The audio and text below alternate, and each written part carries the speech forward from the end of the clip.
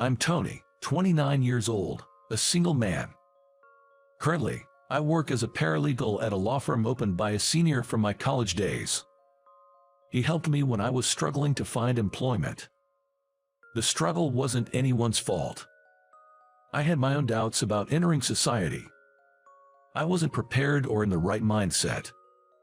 I was aware of this. My current employer and I were in the same club in college.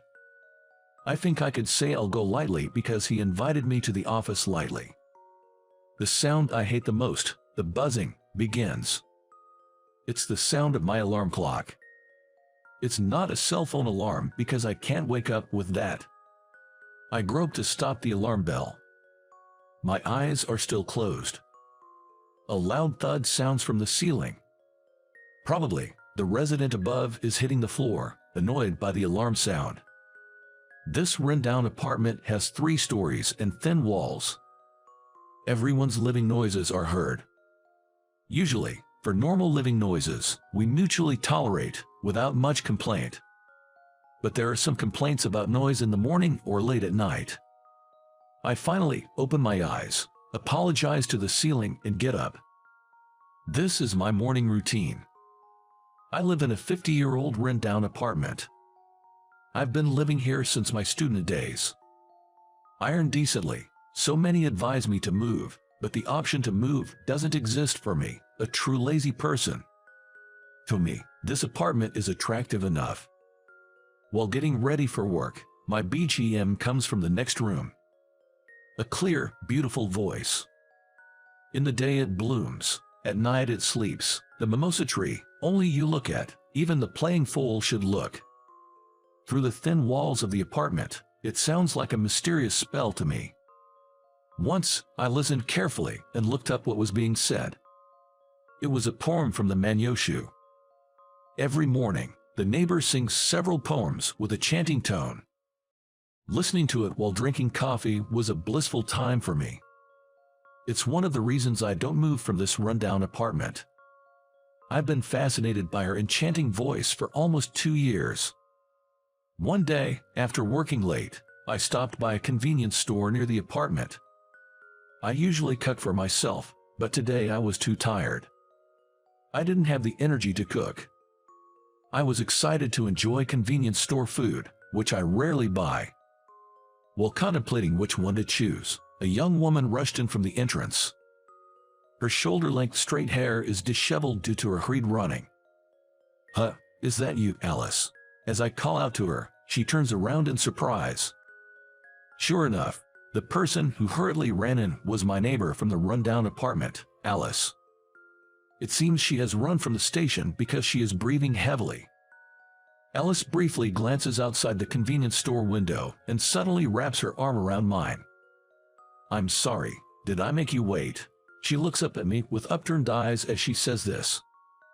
I'm in a mini panic, wondering what is happening to me. Because the woman I admire has her arm wrapped around mine. It's unavoidable to be in a state of confusion. "I'm sorry, can you pretend to be my boyfriend?" She pleads in a soft voice to the flustered me. It seems like there is some reason. At that moment, the sound of the convenience store's automatic door opening can be heard. She seems to be startled by the sound, her shoulders shaking. I inadvertently glance at the entrance. A young man, looking like a college student, is glaring this way. Her body starts to shiver in small increments. It seems she has run away from that man. I seem to have been followed. Alice says only that and closes her mouth. She seems unable to speak from fear. There is no choice but to help her here. "What's the matter? You're clingy today." I say this while looking into her face, making sure the guy can hear. And I whisper in a low voice, "You are safe." Alice seems to relax a bit at my reaction.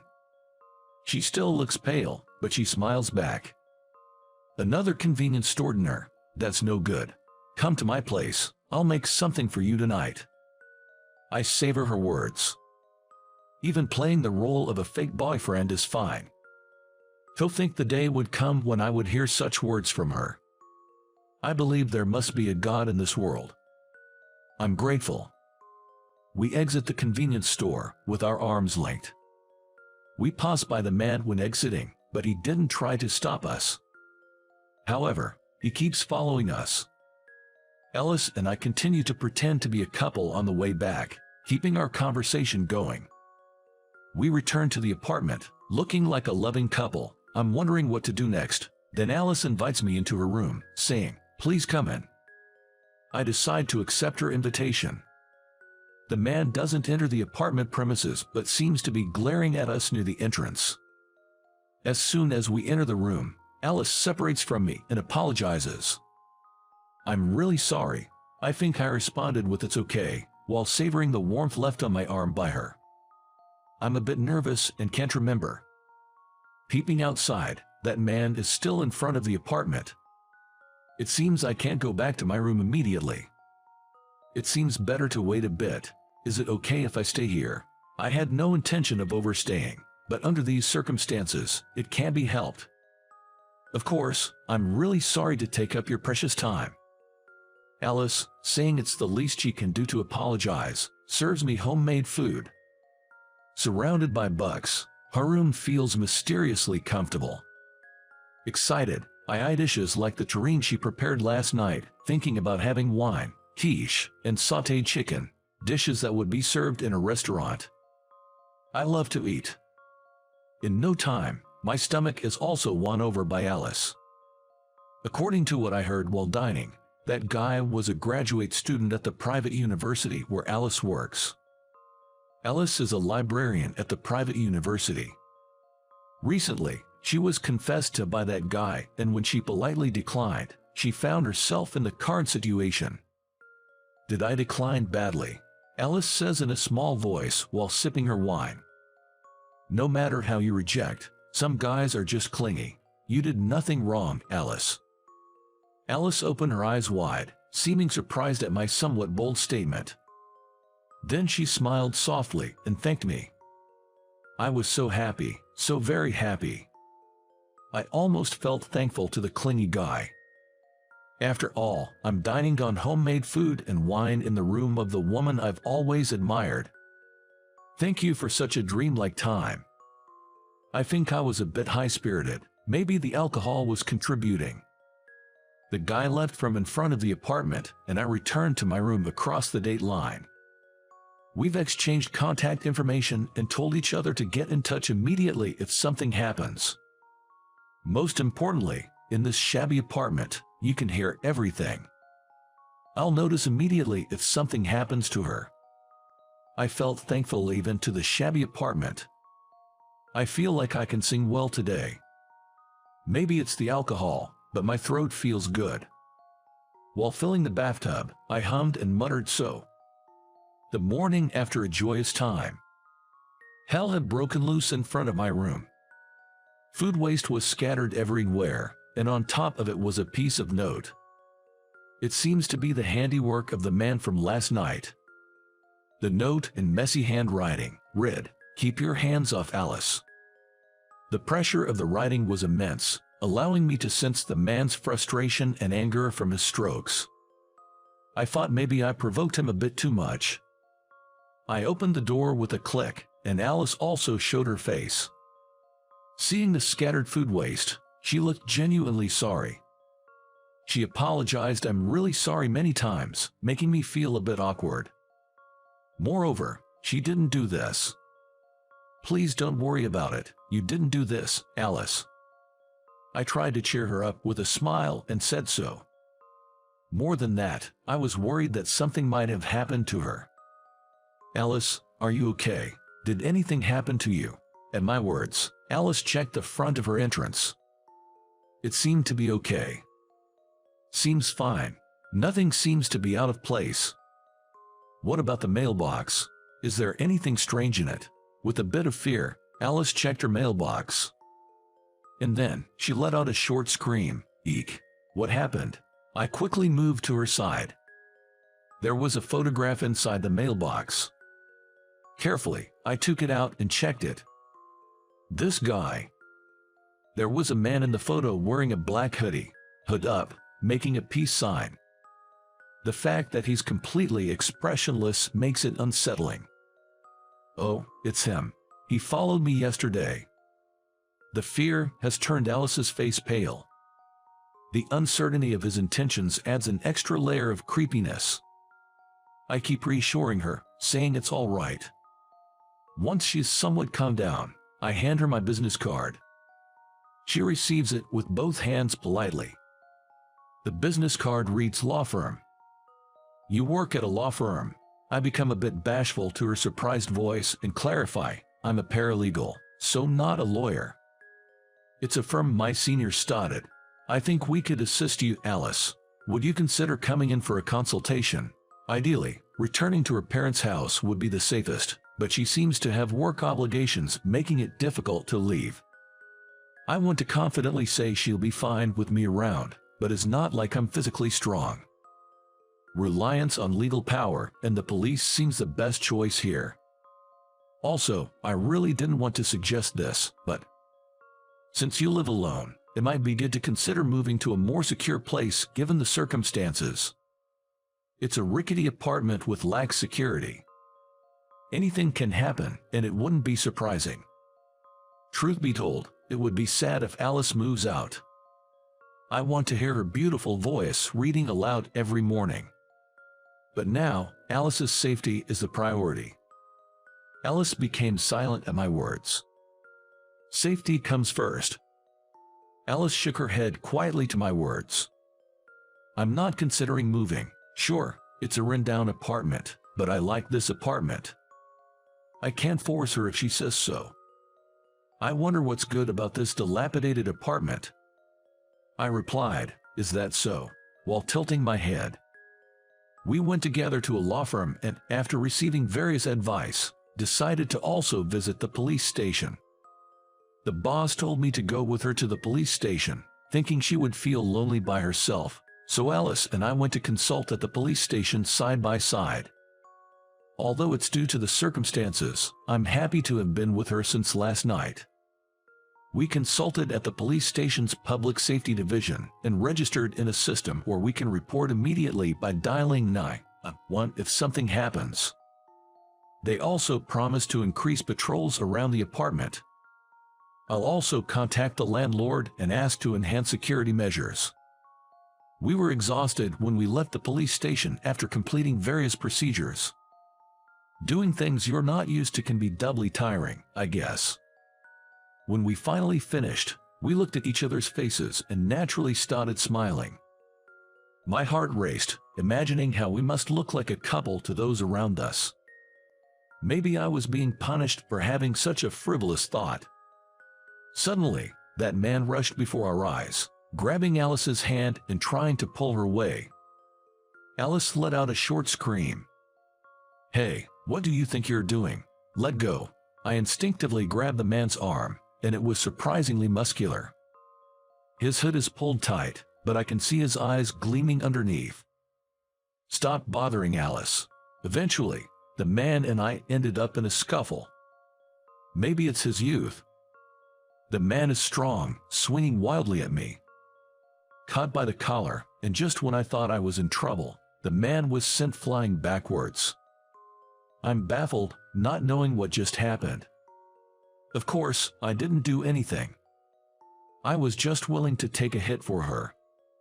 Tony, get behind me. Alice said so in a low voice. It seems the guy was blown away because her kick hit, and I'm even more confused. I have a black belt in karate. I think I can probably fight better than you, Tony. Alice glares at the man who has finally gotten up. Her spirit is incredible, and the man steps back for a moment. Don't bother this person ever again. Alice shouted that to the man. The man, seemingly regretful, turns on his heel and runs away. There was a commotion in front of the police station, so several officers ran over to us. We decided to go back inside the police station and report the incident that had just occurred. The man involved has already been identified. From now on, if anything else happens, both the police and lawyers are on Alice's side. Alice seemed calmer today than she did yesterday. Proof of this was that I could hear Alice reading aloud today. When I think of you, my feelings don't change, though they may not show on the outside. I felt relieved from the bottom of my heart when I heard Alice's clear voice.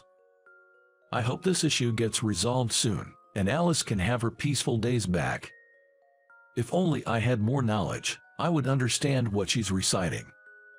This morning, more than ever, I felt frustrated. I might be under the illusion that I've gotten closer to her. Leaning against the thin wall, listening to her reading, there was a loud knock on the front door. There's no doorbell here. It's rare for someone to visit on a Saturday morning. Wondering what's going on, I opened the front door. A woman who clearly looks wealthy stands there. She's wearing heavy makeup, but she appears much older than me. "Excuse me, may I ask who you are?" I hesitantly asked the unfamiliar woman. With a condescending attitude, she snorted at me. "You're the one who stole my son's girlfriend, aren't you? Aren't you ashamed as an adult?" Caught off guard by her sudden and baseless accusation, I'm taken aback. The woman in front of me seems utterly furious. Looking closely at her face, I see a resemblance to that man. "Oh, are you that guy's mother?" I unintentionally point and raise my voice. The fierce look in her eyes was identical. DNA is incredible. "Don't call him that guy, Tommy. He's my precious only son. Look, I came here to ask you a favor." With an attitude that's both haughty and humble, she pulls an envelope from her bag. It's about an inch thick. She then hands me the envelope and orders, "Take it."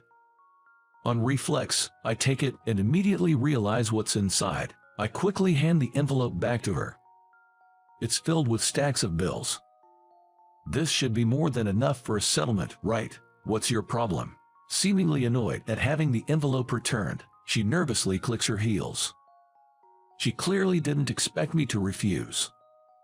"Why would I need this? Did you think I was the kind of man to be bribed with money?"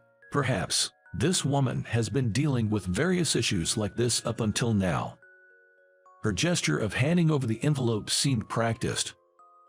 I felt somewhat sad, thinking that she probably had been covering up her son's indiscretions and indulging his whims with money all this time. "If you refuse, I'll report to the police that you resorted to violence against me." Saying so, the woman deliberately bumped her knee against the front door. A dull sound was heard. It is likely bruised by now. "Don't you think it's absurd to want everything to go your way?" I inadvertently raised my voice. Alice, hearing our arguing voices, came out from the entryway. Seeing me glaring at the woman, she quickly seemed to grasp what was happening and came out, putting on her shoes. Are you David's mother?"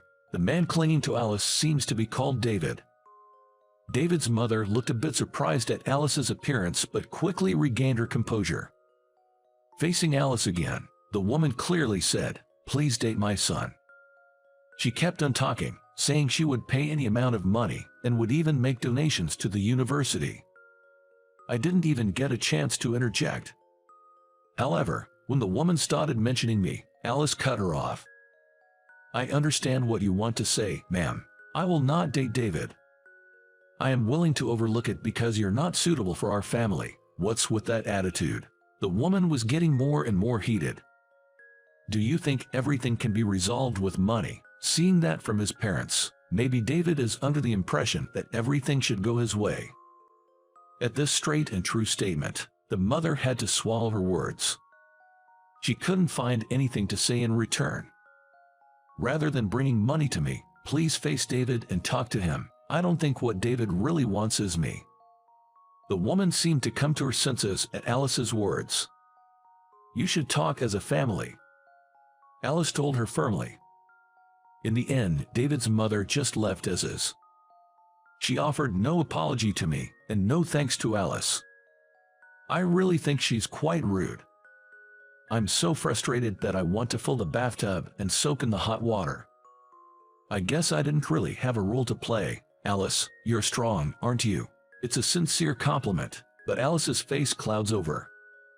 Did I say something wrong? I start to worry. I'm assertive and can be hands-on. Maybe a bit too dangerous to be a girlfriend, Alice murmurs in a small voice. I didn't expect her to think of herself that way. I hurriedly, completely negate my opinion. There's no way that's true.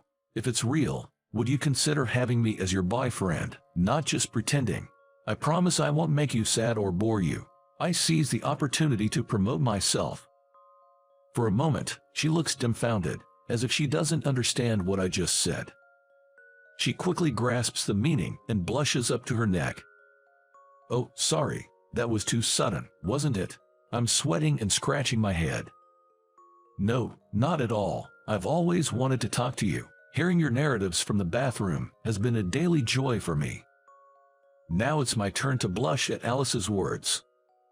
I thought she might be listening, but I never imagined she was looking forward to it. I love singing the narratives my grandfather taught me while soaking in the hot tub. I narrate stories with a rhythm.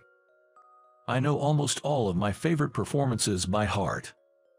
Lately, it seems there's been a resurgence of performers in this traditional art. Oh, you could hear it. Yes, I always listened. It was my daily joy, and I was always curious about what would happen next. Alice seemed to worry that showing only her strong-willed side had made me dislike her. So fervently do I yearn for you. Had I known this, I'd rather have admired you from afar. I remembered the poem Alice had recited this morning. Alice's eyes widened in surprise at hearing me recite the poem. What does this poem mean? You recite it quite often, don't you? At my inquiry, Alice blushes even more. And in a soft voice, she explained. It was a love song. It seems to mean, if love is this painful, it would have been better to just admire from afar. It's about you, Tony. Alice said with a soft laugh. She said she had never thought I'm so kind and wonderful. I didn't know how to react to her sweet praise. Through the thin walls of our dilapidated apartment, we were drawn to each other's voices. I also looked forward to hearing Alice's voice every time. I see, so you heard me when I was reading with pleasure. I find her blushing again from the bottom of my heart to be endearing. 3 years later, we stood side by side, deeply moved as we watched our dilapidated apartment being demolished. I really like this apartment. Alice puckered her lips in disappointment. On the ring finger of her left hand shone the ring I gave her. It seems to have reached its limits due to deterioration. It wasn't even earthquake resistant. Indeed, it is sad to see the apartment filled with our memories being demolished. But as long as this apartment existed, our lives would have continued to be separated by its thin walls. Even after getting married, we continued to live in this apartment and were in a sort of commuting marriage, living next to each other. From today, a new life together begins again. I want her to recite various songs next to me, not through the thin walls. I also want her to quickly explain their meanings. I cannot thank enough the apartment that brought us together.